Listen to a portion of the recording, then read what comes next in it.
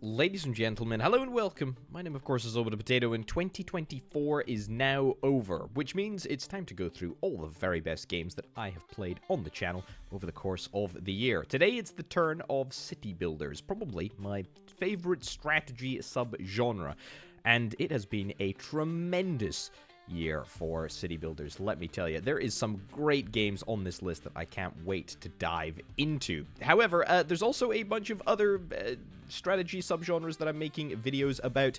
You can check them all out, linked in the description below, and you can see all of the different videos that I'm making about all of these different games on the screen right now. Shall we get into the City Builders? I think we shall. That's right, comrade. It could only be the one and only Workers and Resources Soviet Republic. This is the first game on my list of best city builders of 2024, for a good reason. Probably because it is my favorite city builder of 2024. I absolutely adore this city builder, economy, simulation sort of game. I mean, Workers and Resources Soviet Republic is such a joyous combination of so many different strategy genres. It has absolutely everything. It's got vehicles, it's got base building, it's got colony simulation, it's got grand management. I mean, it is so comprehensive, it really does beggar belief. I think this is probably my favorite city builder of all time, actually, and it released in June of 2024 into 1.0. It actually also released 2 pieces of DLC, world maps and biomes as well, over the course of the rest of the year. So Workers and Resources is all about managing a closed economy, and you have to build everything. And if you're really, really hardcore, you can build everything from absolute scratch. You have to move resources around the map in trucks, dumpers. You need to use cranes in order to build buildings. You can build aircraft. You can build manufacturing facilities for aircraft. You also have to cater for the needs of your citizens by building heat networks, power plants, and so much more. This game, as I say, is so much more than a city builder, and with the release of DLC, we can only hope that there's more coming down the tracks for this one. This is an absolute 10 out of 10 Potato would recommend. It is quite rightly, I think, at the head of this list, and it is probably my favorite city builder of all time. Manor Lords, for a period of time, was the most wishlisted Steam city builder, I believe, and rightfully so, because it is a very sort of deep, polished medieval city builder. Tremendously well finished, absolutely gorgeous to look at, and again, it's this sort of incorporation of a bunch of different sort of strategy sub-genres. So you're able to play sort of total war style battles, you're obviously able to build a city, you're able to engage in trade and diplomacy. It's very immersive, it really does sort of feel like you're there. Now, unlike Workers and Resources Soviet Republic, which was in early access for a while, Manor Lords is in early access now. So if you're wanting to jump on board with development, then you can do just that. The game at the present moment is, I would say, very, very polished, but there's clearly a lot more to come, and the developer, Slavic Magic, has made that clear. They have big ambitions for the game. Publisher, Hooded Horse, who actually also now publish Workers and Resources Soviet Republic, has firmly rode in behind them, and I think they're sort of content with making one of the greatest city builders of all time. And so the fact that that released in the same year as Workers and Resources, the same year as Manor Lords, it's absolutely incredible. We are living in a golden era of city builders, if you ask me. Obviously, usual early access caveats apply, but as I say, if you want to get in on the ground floor to Manor Lords, you absolutely can. This is a brilliant, gorgeous, and very enjoyable city builder. Frostpunk 2 is the chilling sequel to the original sort of smash hit of Frostpunk. Frostpunk 2 is much more of a macro-focused sort of city builder, whereas Frostpunk 1 was much more micro-focused. You're not dealing with individual people in this iteration of the game. You're dealing with tens of thousands, and you're allocating multiple thousands of people to specific projects. Frostpunk 2 released in September of 2024 after being delayed a couple of times. You have to explore the frozen wasteland. You have to build up colonies to supply your main city. I was actually lucky enough to play an early version of this game, and I think it was delayed partly because of sort of creator feedback at the event that I went to. I really enjoyed the final product. I absolutely love Frostpunk. It's on sale at the moment, actually, if you're interested in checking it out. 20% off as part of Steam's winter sale. I think this is a really, really strong, excellent entry into the city building genre. It really is fantastic. It's not Frostpunk 1, it's Frostpunk 2. It's its own sort of beast, but it's a very, very enjoyable city builder nonetheless. This is a city builder that kind of took me by surprise. This is Memoriapolis, and I think the best way to sort of frame this game is that it's a cross between a game of civilization and a city builder. It's quite an interesting concept. You build your city over different ages, building ancient buildings, through to the Age of Enlightenment. And there's some cool systems with sort of factions and how you sort of place buildings and how you sort of all manage that.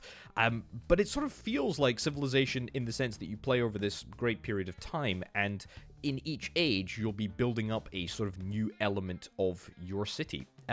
It kind of works in a really great way.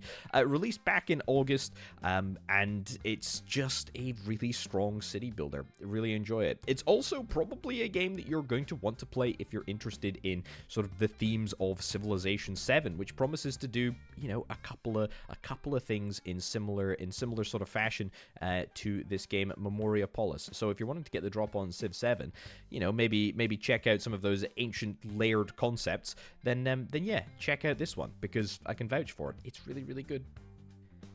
Fabledom is a more casual sort of style city builder. It is set in a fairy tale world where you have to enjoy the growth of your settlement, interact with your neighbors, and defend your kingdom from magical creatures, all to find true love and live happily ever after. You have to play as the prince or the princess of your kingdom as you try and build things up and look for a relationship with a foreign leader. Now, this is probably on the more sort of casual side of city builders, but that doesn't stop it from being a very enjoyable experience. It was in early access for a period of time before releasing into 1.0 in May of 2024. If you're interested in city builders, but you're maybe not into the sort of super hardcore stuff, then I'd advise giving this one a look, because it is excellent.